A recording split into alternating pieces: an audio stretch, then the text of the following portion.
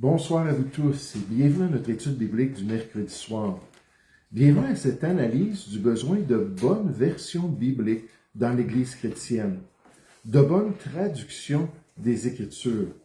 Ce soir, nous revenons aux deux approches utilisées par les traducteurs bibliques pour nous donner nos versions, soit l'approche formelle ou l'approche dynamique. L'approche formelle et l'approche dynamique qui donnent des résultats qui sont différents. Regardez à la page 1 de notre étude sur l'importance d'une bonne traduction biblique. Et on voit ces deux approches-là dans le petit graphique au point numéro 1. On nous dit les deux principales philosophies de la traduction de la Bible. Les traductions bibliques sont influencées par deux approches principales. Là, on voit les approches dans la colonne de gauche. Donc, premièrement, l'équivalence formelle qui donne mot pour mot dans la traduction. En dessous, on a l'équivalence dynamique. Puis là, ça, c'est pensée pour pensée ou signification pour signification. Ce que je vois dans le texte, je l'exprime comme je le pense, plutôt que de suivre ce qui se trouve dans la langue originale. La description de l'approche, juste pour nous ramener un petit peu dans ses pensées. Premièrement, l'équivalence formelle, cette approche cherche à représenter les mots et les structures grammaticales originaux, hébreu, araméen et grec, aussi directement que possible dans la langue cible. La description de l'équivalence dynamique en dessous. Cette approche cherche à restituer le sens ou l'impact de la pensée originale de la langue du lecteur, même si cela nécessite de s'écarter significativement de l'ordre et de la structure des mots d'origine. On va voir le pire exemple. Encore une fois, on ne parle pas des témoins de Jéhovah avec la traduction du Monde Nouveau, ça c'est une perversion, mais dans les milieux qui se disent chrétiens, la pire Bible qu'on peut avoir, on va la voir ce soir. La compréhension est plus importante que l'exactitude du texte inspiré. Donc, dans la colonne de droite, l'objectif de l'approche pour l'équivalence formelle. C'est l'approche qui permet au lecteur de se rapprocher au plus près possible des mots et de la syntaxe spécifique du texte original par sa version particulière dans sa langue. Ça, nous sommes des chrétiens sérieux. Si nous voulons vraiment suivre ce que le Seigneur nous a révélé, ça prend des Bibles qui utilisent cette approche-là pour vraiment bien comprendre ce que Dieu nous a donné par son Saint-Esprit. Et en dessous, l'équivalence dynamique, c'est l'approche à la traduction biblique qui rend le texte le plus facile à comprendre pour le lecteur moderne, en privilégiant souvent un langage naturel et contemporain, parfois qualifié de vulgaire ou de plus simple. Donc, on a ces deux approches-là qui affectent les versions qu'on a. Dans le monde francophone, on va parler, pas ce soir, mais mercredi prochain, des différentes versions, quelles sont les plus recommandées pour l'Église de Jésus-Christ. J'aimerais vous demander de tourner à la page 2. La dernière fois, on était rendu au point numéro 3 pour voir un exemple historique. Un exemple historique à la page numéro 2. S'il n'y a pas plusieurs pages. Simple historique, mettons le lexique, la vulgate latine. Oui, c'est ça, ça tombe à 3 après. C'est pas la OK. C'est pour ça que je demande toujours qu'on vérifie avant, mais là, on n'a pas tout à fait là, regardé, mais c'est pas grave. Donc, un exemple historique de laxisme, on va parler de la Vulgate ce soir, la Vulgate de Jérôme, ou de liberté linguistique qu'il a pris quant à la traduction de la Bible. Un exemple ancien et influent d'un style de traduction plus souple est la Vulgate latine de Jérôme. OK. Juste mentionner que la dernière fois, on a travaillé avec cette page-là. On a fait une bonne partie de la page, donc on doit l'avoir quelque part. OK. Donc, la Vulgate de Jérôme, qui est la base des versions catholiques comme la Bible, Tobes, Jérusalem, puis ainsi de suite, il se base sur la Vulgate, achevée en 405 après Jésus-Christ. Bien qu'il s'agisse d'une œuvre monumentale, Jérôme étant un des rares traducteurs de l'époque à maîtriser ainsi l'hébreu et le grec des originaux, elle privilégiait souvent la lisibilité et le langage vernaculaire ou commun, d'où le nom vulgate qui veut dire langue commune ou vulgaire, plutôt qu'une stricte équivalence formelle venant des textes originaux. Et ce qu'on va voir, c'est que finalement, Jérôme, ce qu'il a fait, c'est qu'il a introduit des erreurs très graves dans sa version, et que plus tard, la Vulgate, on va tout voir ça dans un instant, plus tard, la Vulgate est devenue la version officielle de l'Église d'État. Au Concile de Trente, au 16e siècle, on a dit, c'est la Vulgate qu'il faut suivre avec des conséquences terribles nécessairement pour le monde et même jusqu'à nos jours. On va voir ça dans un instant. Donc, je veux juste qu'on s'arrête là-dessus. Prenez votre feuille, la Vulgate de Jérôme. Puis qu'on s'arrête là-dessus parce qu'on est né au Québec. On a habité au Québec. Le Québec a été sous l'Église d'État depuis sa fondation jusque dans les années 60. Puis il y a toujours eu cette influence-là du catholicisme au Québec qui continue encore aujourd'hui. Puis si on veut comprendre les erreurs bien ancrées du catholicisme, il faut comprendre ce qui s'est produit avec la Vulgate de Jérôme. Donc je me suis dit, ça vaut la peine de s'arrêter quelques instants. Là, ici, c'est juste un survol de ce qui s'est produit avec la Vulgate. Après ça, on va revenir dans nos notes pour voir plus de détails. Puis moi, je vais vous donner des versets qu'on va aller voir ensemble, puis les implications de ces versets-là dans l'expérience des chrétiens ou de ceux qui se disaient chrétiens dans l'histoire. Donc, la Vulgate de Jérôme. Introduction. L'étude de la Vulgate de Jérôme est essentielle à la compréhension du catholicisme. Cette traduction biblique est rapidement devenue plus qu'une simple version pour l'Église romaine, puisqu'elle constitua le pilier linguistique et doctrinal de l'Église de Rome, durant une bonne partie de son histoire. En uniformisant le texte sacré, une tâche nécessaire pour mettre fin au chaos des anciennes versions latines, et en traduisant une grande partie de l'Ancien Testament directement de l'hébreu, la Vulgate a figé le vocabulaire théologique qui allait façonner la liturgie, la loi canonique et les dogmes de l'Église. Qu'est-ce qui s'est produit? La création de la Vulgate latine par Jérôme. La Vulgate, puis là ça veut dire Vulgaton, on saute ça, est principalement l'œuvre de Jérôme, l'un des plus grands érudits catholiques de l'Antiquité. C'était vraiment un génie, le monsieur. La commission pour faire cette version. Le pape Damas Ier a commandé à Jérôme de réviser l'ancienne version latine, la Vetus Latina, qui était toute une série de versions en latin. Pourquoi le latin?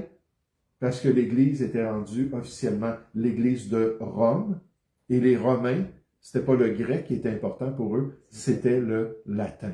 Donc, c'est pour ça qu'ils se sont concentrés là-dessus. Mais ils avaient des versions, on nous dit une collection disparate de traductions latines en usage à l'époque, qui étaient pleines d'erreurs et de variantes. C'était terrible le travail qui avait été fait pour produire ces versions-là avant que Jérôme fasse la Vulgate. Jérôme a commencé par réviser les évangiles à partir des meilleurs manuscrits grecs. Là, il a continué avec le Nouveau Testament. Traduction à partir de l'hébreu. Poursuivant son travail à Bethléem, dans une caverne, juste en passant, pendant des décennies, il a vécu une vie monastique, puis il s'est concentré sur la traduction dans une caverne qu'il a accomplie en 405. Jérôme a pris la décision radicale pour l'époque de traduire l'Ancien Testament directement à partir de l'hébreu original, plutôt que de s'appuyer sur la Septante grecque. Donc la Septante, c'est une version de l'Ancien Testament en grec, qui avait été faite environ 250 ans avant Jésus-Christ dans la ville d'Alexandrie en Égypte. Donc, la Septante, les 70 érudits juifs qui sont allés donner une version pour le peuple juif, mais en grec. Et lui, il a dit, moi, je ne veux pas utiliser ça, je veux aller directement à l'hébreu. Comme l'avaient fait les traducteurs précédents. Il a achevé cette œuvre monumentale en 405 de notre ère. La réception, point numéro 2, de la Vulgate par l'Église de l'époque. Bien que la Vulgate soit aujourd'hui vénérée, elle n'a pas été acceptée immédiatement. Juste des détails, on fait un survol, on comprend un petit peu ce qui s'est produit. La résistance initiale. La préférence de Jérôme pour l'hébreu original sur la Septante grecque a suscité la critique de ses contemporains, notamment de Saint Augustin. Augustin qui était le grand théologien, puis il a dit « Moi, j'aime pas cette version-là ». Fait que ça a refroidi les esprits envers la version qui craignait que l'innovation de la traduction ne trouble les fidèles et ne divise l'Église. L'acceptation progressive. Malgré cela, la supériorité critique, alors qu'il a analysé le texte, et la clarté linguistique de la version de Jérôme lui ont permis de s'imposer lentement. À partir du 6e siècle, puis là jusqu'au 16e siècle, lorsqu'elle allait être canonisée comme la version, pendant 1000 ans de temps, elle est devenue la version dominante et standard de la Bible pour la chrétienté, entre guillemets, occidentale, remplaçant la Vetus Latina dans cette section de l'Empire. Elle devint ainsi la version officielle de l'État. On va voir pourquoi c'est dramatique. Pendant 1000 ans de temps, tout le Moyen-Âge, toute cette partie-là où le catholicisme a été à son apogée, c'est vraiment la Vulgate qui était stratégique entre les mains du clergé. Point numéro 3. L'influence de la Vulgate sur les croyances catholiques grâce à l'approche de Jérôme qui était l'approche dynamique.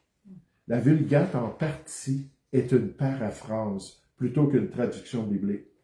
Pendant plus de 1000 ans, la Vulgate a façonné non seulement la liturgie et l'érudition, les experts, les docteurs de l'Église, les dirigeants du catholicisme, mais aussi la théologie et les croyances catholiques, en raison de certaines de ces traductions particulières. J'en donne juste quelques exemples. On va avoir d'autres dans l'autre étude qu'on a dans un instant. Puis après ça, je vais vous donner des textes particuliers qui sont dramatiques. La manière que Jérôme a perverti ces textes-là a amené dans l'histoire le catholicisme dans l'erreur et le garde encore aujourd'hui dans l'erreur bien loin du salut de Dieu. Ça, c'est des âmes, des générations de catholiques qui ont cru à toutes ces croyances-là qui viennent de la Vulgate et qui ont été perdues pour l'éternité. Puis comme c'est triste. Le vocabulaire doctrinal. La Vulgate a fourni les termes latins qui sont devenus le vocabulaire standard de la théologie catholique occidentale. Par exemple, le mot latin testamentum,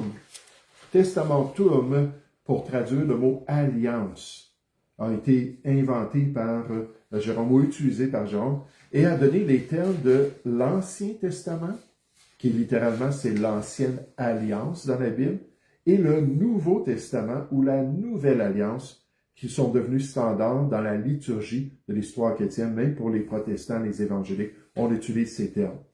La traduction du grec, là, je ne lirai pas les mots, parce que je ne sais pas exactement comment les prononcer, mais la traduction de ce mot grec-là, qui parle de se repentir ou changer d'avis, Jérôme a traduit ça par le verbe latin, qui lui veut dire faire pénitence.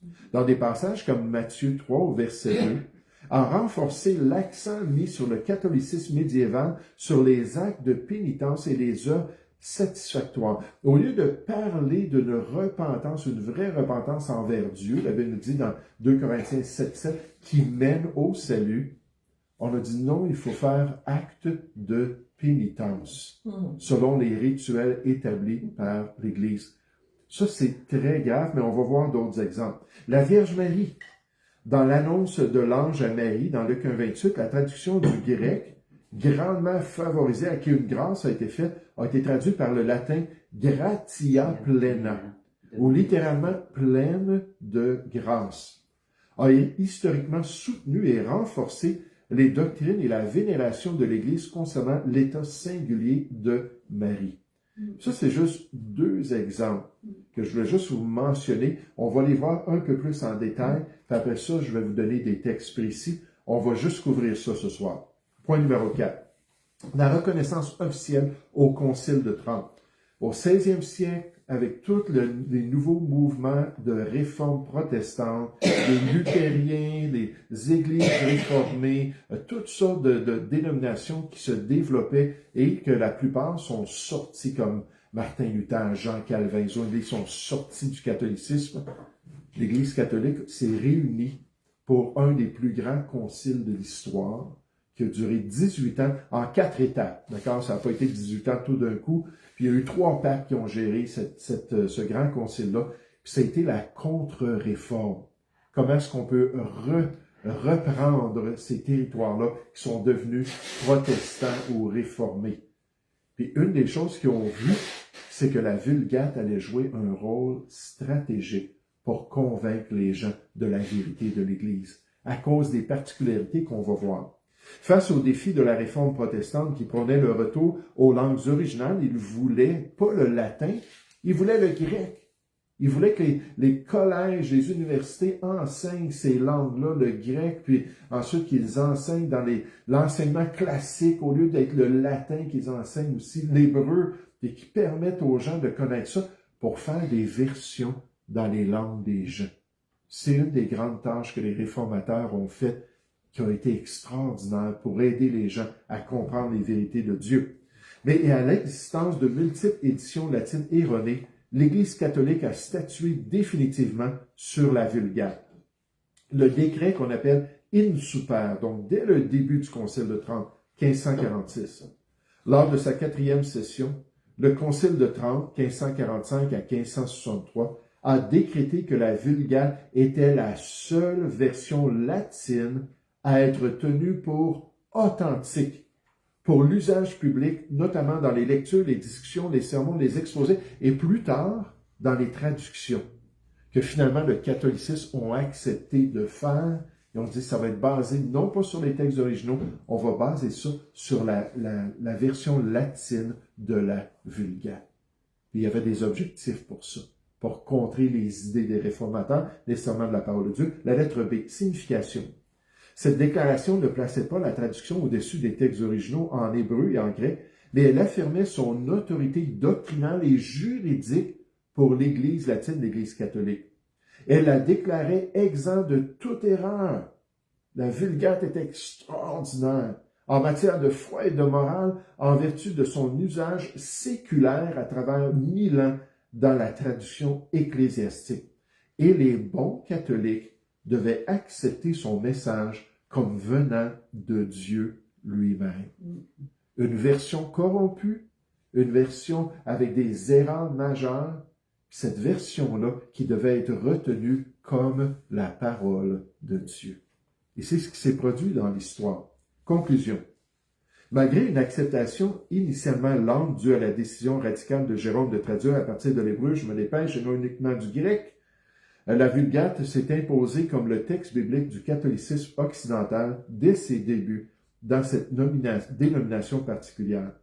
L'influence doctrinale majeure, on l'a vu, elle fournit le socle linguistique et le vocabulaire doctrinal Testamentum, Gratia Plena et les autres expressions particulières qui ont soutenu et formalisé des croyances et des pratiques essentielles du catholicisme pendant plus d'un millénaire en façonnant l'interprétation théologique médiévale, mais après, dans la Renaissance, puis tout ça, ça a continué à être une influence majeure, même jusque dans les temps modernes et même aujourd'hui. La reconnaissance officielle, l'affirmation de la Vulgate comme la version authentique par le Concile de Trente fut un acte décisif. Face à la réforme protestante, ce décret a cimenté son autorité pour l'étude et la liturgie, garantissant une uniformité textuelle et doctrinale essentielle à la contre-réforme. En somme, la Vulgate a transformé la foi et l'érudition latine, donc du catholicisme, et son autorité a été irrévocablement liée à la doctrine de l'Église pendant des siècles. Maintenant, il y a un élément que je ne touche pas, puis j'ai juste repensé, j'ai dit, il faut que je le mentionne, c'est que dans la version de la Vulgate, il y avait les textes qu'on appelle des apocryphes. Et les apocryphes, lui, Jérôme me dit, OK, le pape lui a dit, mets ça aussi dans ta Bible. Jérôme le mit, puis dans ses écrits, puis ses commentaires, il le dit, c'est juste des récits, c'est intéressant, ça nous parle de l'histoire, mais c'est pas la parole de Dieu. Mais là, il a mis ça dans sa Bible, puis sa Bible a été utilisée en long et en large, puis qu'est-ce qu'on a fait? on a accepté les apocryphes, ces textes douteux et incertains, et leurs doctrines et leurs enseignements comme faisant partie de la parole de Dieu. La Bible catholique a 73 livres et non pas 66 livres, parce que dans les 15 apocryphes, il y en a 7 qui ont été acceptés et au Concile de Trente qui ont été canonisés comme faisant partie de la révélation de Dieu. 1000 ans de temps, ça a affecté les mœurs, puis rendu à ce concile-là, ils ont dit, on a besoin de ce que les apocryphes disent pour justifier nos croyances. Je vais faire une série, pas une série, mais une étude sur l'influence des apocryphes dans les croyances du catholicisme. Vous allez voir qu'est-ce que le livre de Tobit, puis de Judith, puis tous ces livres-là, les 1 et 2 Maccabées, puis qu'est-ce que cela a amené comme croyance. Et ça a été accepté comme étant autoritaire par les gens qui ont suivi ces situations. Toujours à la page 2. Donc, on revient dans notre texte au point numéro 3. Là, on revient non pas la Vulgate de Jérôme, mais notre manuscrit principal. Donc, le point numéro 3, à la lettre A, on va voir plus de détails. La mariologie de Jérôme. Qu'est-ce que c'est la mariologie, savez-vous? Marie. C'est Marie. Oui. C'est la doctrine et le culte à Marie. La Vulgate traduit ainsi la salutation de l'ange Gabriel à Marie.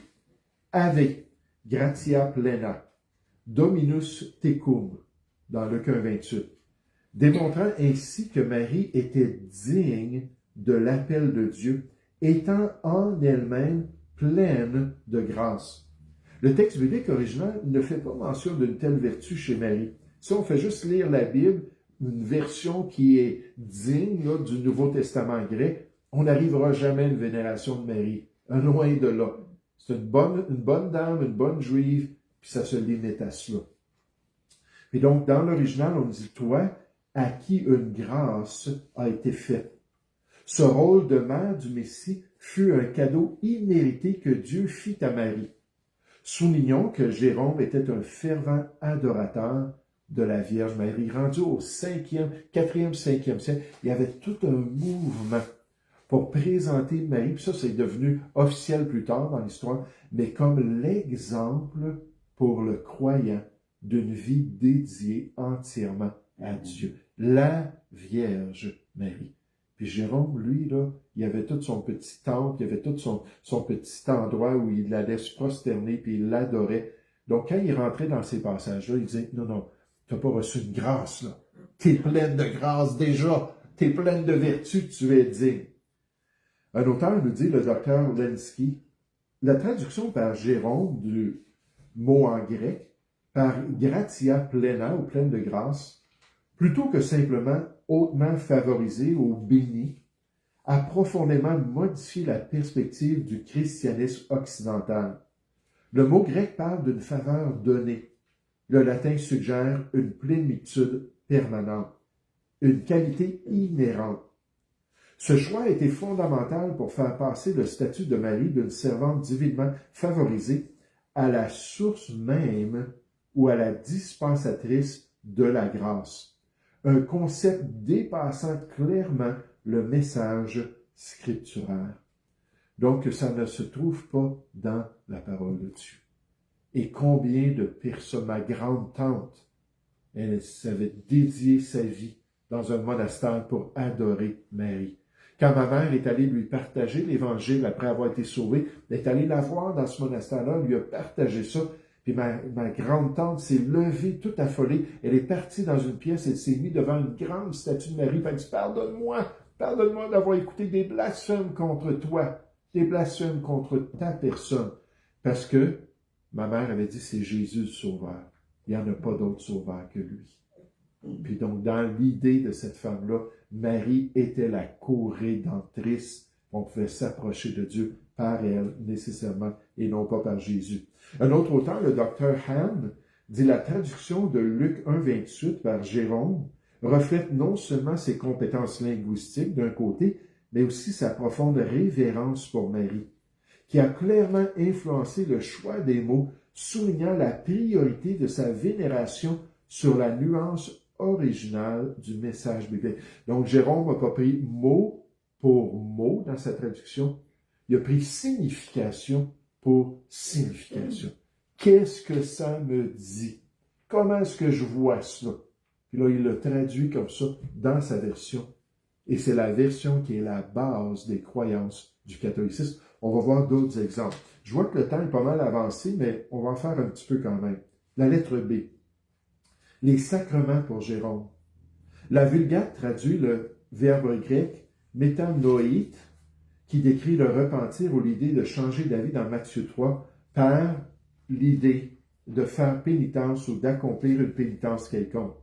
Ce déplacement de l'idée d'un changement de cœur intérieur, la repentance, vers un acte extérieur et méritoire, parce que c'est un sacrement, l'idée de faire pénitence, donc ça obtient quelque chose de Dieu, a fortement influencé le système sacramentel catholique et la pratique de la justice par les œuvres. Il n'est pas étonnant qu'au Concile de Trente, la Vulgate fut honorée. Pourquoi?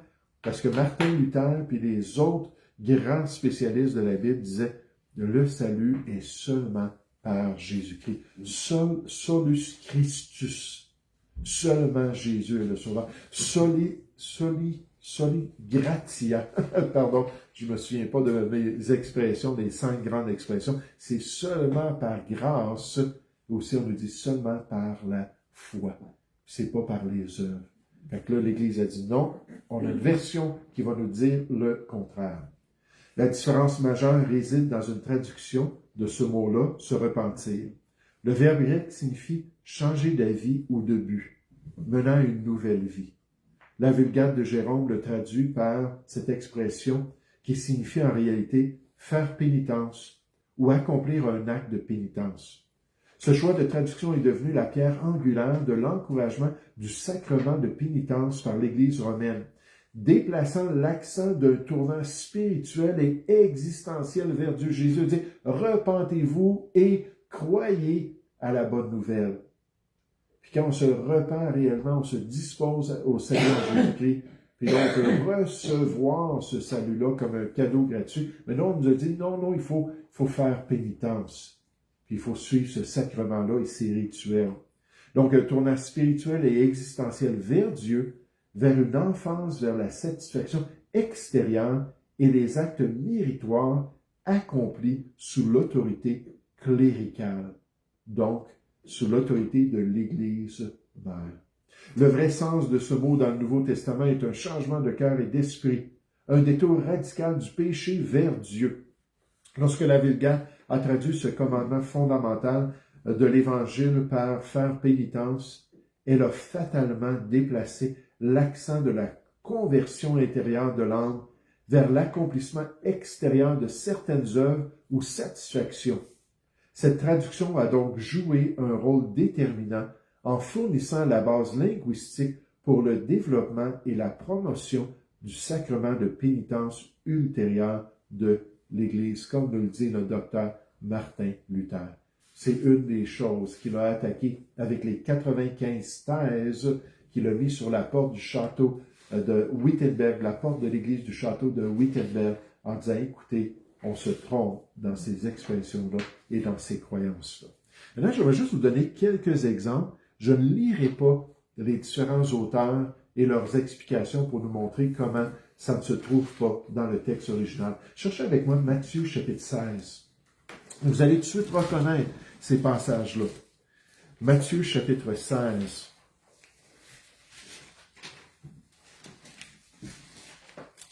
Au verset 18. Un passage célèbre qui est utilisé par le catholicisme pour donner un rôle spécial à Pierre. Pierre, le premier pape, et finalement à toute cette succession apostolique de tous ces papes-là à travers l'histoire pour dire qu'ils ont l'autorité sur l'Église de Dieu. Matthieu 16, verset 18, « Et moi je te dis que tu es Pierre, et que sur ce roc, dans ma version, ça dit sur ce roc, il y a des bonnes versions qui vont dire Pierre encore, mais je bâtirai mon Église, et que les portes du séjour des morts ne prévaudront point contre elle. » Mais dans l'original, il y a un jeu de mots. « Et moi, je te dis que tu es Pierre, Pétros. » Le mot Pétros, ça veut dire un petit caillou, insignifiant. « et que sur ce roc, Petra, qui veut dire un rocher, ou une roche massive, je bâtirai mon Église. Il n'était pas en train de dire à Pierre, c'est toi le fondement. Il a fait au contraire tout un contraste. Et là, le docteur MacArthur explique ça dans l'original, comment est-ce que c'est vraiment d'un bout à l'autre, et que ça fait clairement référence au fait que, soit que c'est ce que Pierre vient de dire au verset 16, tu es le Christ, le Fils du Dieu vivant. C'est peut-être la déclaration sur laquelle cette relation avec Jésus-Christ, puis c'est Jésus qui est la pierre angulaire. Nécessairement, c'est ce que le restant de la Bible nous dit, comme dans 1 Corinthiens chapitre 3, verset 8, que c'est Jésus la pierre angulaire de l'Église. Puis peut-être que Jésus même s'est pointé vers lui. Tu es Pierre, mais sur ce roc, je vais bâtir mon Église. Oui, tu as un rôle, tu fais partie du fondement, mais c'est moi la pierre angulaire de l'œuvre de Dieu. Maintenant, qu'est-ce que Jérôme fait? Jérôme a mis deux mots dans l'original, et ces deux mots-là, Petrus et Petram, sont presque pareils dans le latin. C'est un peu comme s'il avait dit, Pierre, tu es Pierre, et sur cette pierre, je bâtirai mon Église. Puis là, les érudits catholiques, puis les croyants instruits dans le classique, puis ainsi de suite, les dirigeants de l'Église ont dit, ah, on a la confirmation de toute cette structure-là, cette hiérarchie-là avec le pape, ses cardinaux, ses archevêques, ses évêques, ses curés. Tout ça est confirmé par cette déclaration-là, mais c'est pas ça que Matthieu 16, verset 18 dit, loin de là. Cette version élimine la distinction forte qui se trouve dans le texte original. Là, j'ai des auteurs qui expliquent tout ça, mais on va accélérer ce soir. Je veux juste vous mentionner que ce qui est triste, c'est que les prêtres catholiques on essaie de leur parler de ça. Ou même d'autres érudits qui connaissent le latin. Ils vont aller à Jérôme, puis Jérôme est quelle version? La version authentique.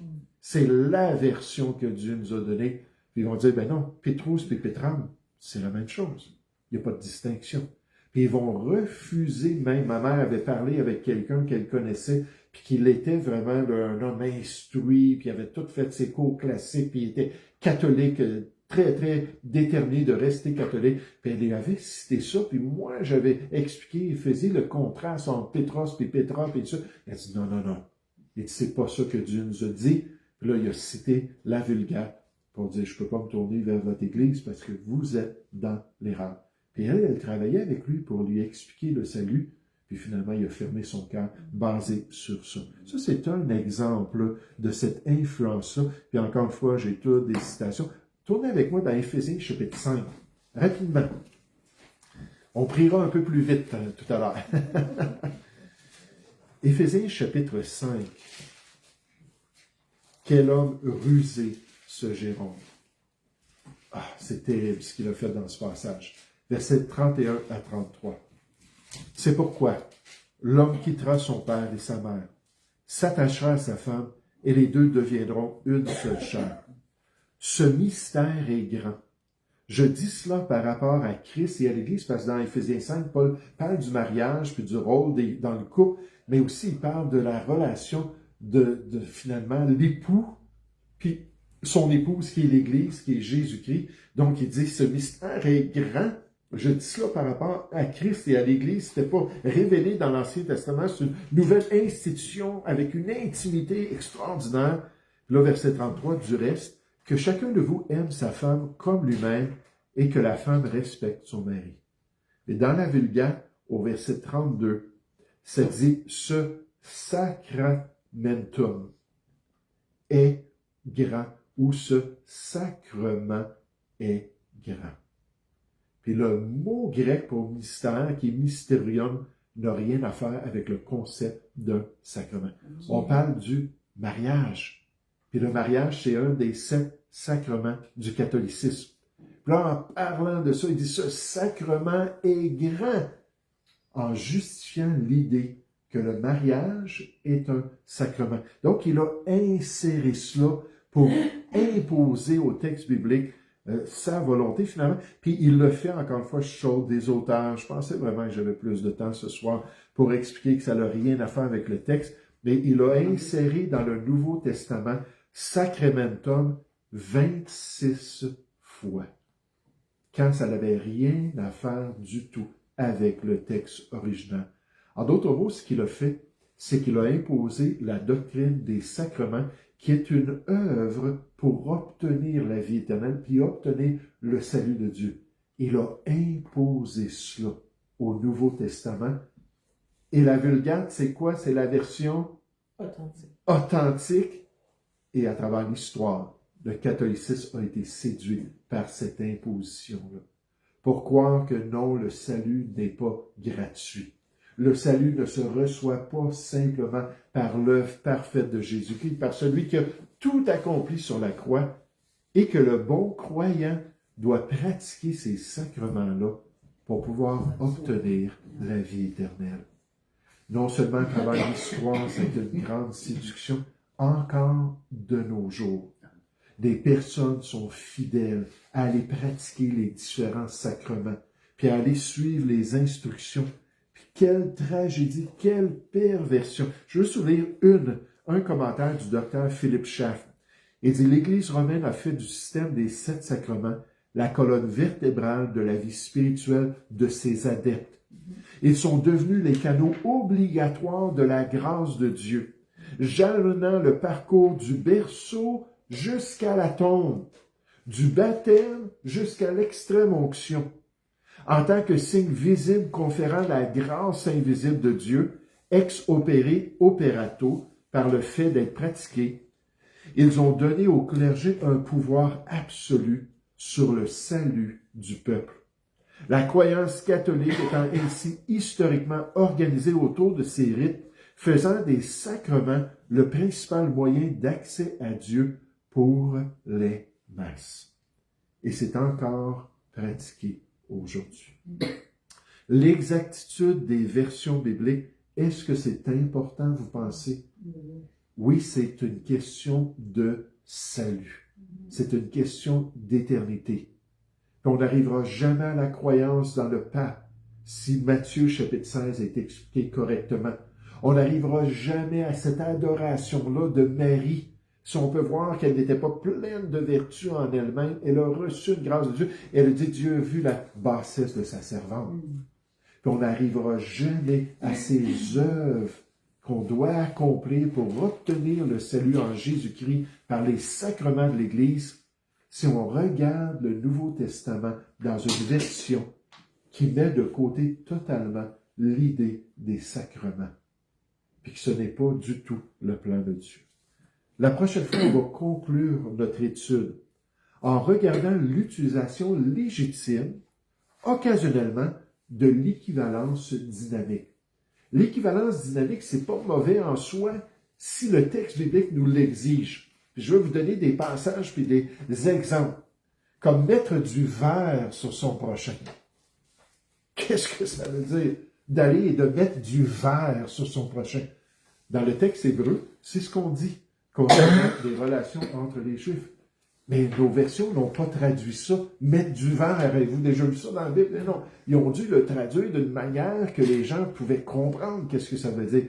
Mais occasionnellement, il y a des mots, des expressions qui, même à travers toutes ces années d'étymologie, puis d'analyse, puis ainsi de suite, de recherche historique, on n'est pas tout à fait certain. On doit regarder le contexte, puis arriver à dire, ben, ça doit vouloir dire ça. Donc, il faut l'utiliser une fois de temps en temps. On va regarder ça. Puis en fait, je vais vous présenter des versions dans la langue française qui sont recommandées pour pouvoir vraiment suivre la volonté de Dieu. Puis quand on va terminer, si vous avez des questions bibliques, on pourra les prendre puis juste conclure ça. Donc, on voit 2 approches, juste pour résumer. Les traducteurs vont soit prendre les mots, puis ils vont donner les mots de la parole de Dieu dans leur version, ou ils vont prendre les idées, ils vont prendre les concepts, ils vont prendre ce qu'ils comprennent, puis là, ils vont traduire ça comme ça, dans une manière plus dynamique. Puis on voit des exemples, on a déjà vu dans les versions francophones quelques exemples, mais on voit surtout la Vulgate, qui est le grand exemple dans l'histoire.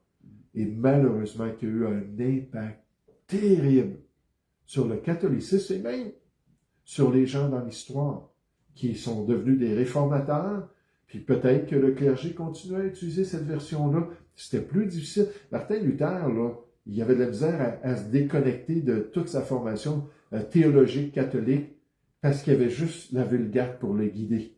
Puis même là, il ne lisait presque pas. La Bible n'était pas encouragée pour le clergé. C'était plus la tradition qui devait être consultée. Et on termine en voyant que oui, l'équivalence dynamique, ça peut être utile. On va regarder des cas. Puis après ça, je vous suggère ce qui est dans les listes des meilleures versions, des versions qu'on devrait dans la langue francophone prioriser si on veut vraiment bien connaître le Seigneur et sa volonté. On prie ensemble pour terminer. Merci Père Céleste pour ta bonté. Merci pour cette étude ce soir. Je te prie que tu puisses nous aider à être sages, comme on a vu dans Éphésiens 5,15, à marcher avec circonspection, avec sérieux, voulant vraiment suivre ce que le Saint-Esprit nous a donné dans les textes originaux. Alors, bénis-nous et guide-nous et aide-nous, Père, à être fidèles à ta parole. Nous te prions au nom du Seigneur Jésus. Amen.